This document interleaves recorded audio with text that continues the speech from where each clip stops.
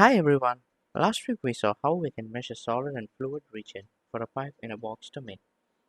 Today we will be measuring the solid region of a turbine blade with a plenum.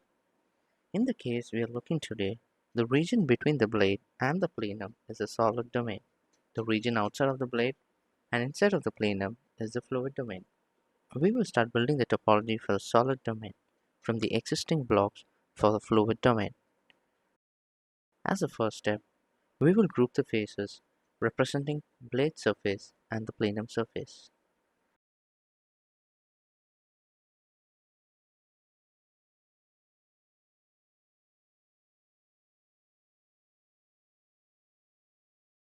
As the next step, in order to avoid singularities on the surfaces, we will wrap the faces that we have grouped above.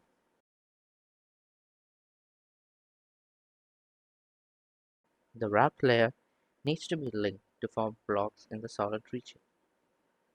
Since both the blade and plenum have blocks both on the positive and negative normals of the surface, we need to change the definition of the surface as interior surfaces. Let us check the assignments for the blade and plenum. Check for validity. You should receive a fully valid topology. Run the GGrid for a few thousand sweeps, and the resulting mesh should look like this. The concept discussed here can be extended to any fluid-solid interaction geometry.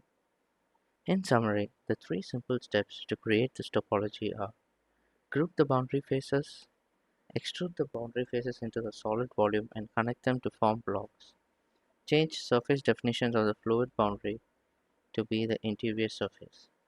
With this, we come to the end of today's tutorial. See you all next week. If you have any questions on the steps or any comments, feel free to leave it below. If you want us to post tutorials on any specific geometries, you could write to us on support@gridpro.com. Thank you for watching. If you like this video, leave us a like and subscribe to the channel for new videos. Follow us on our social media pages. The links are posted in the description.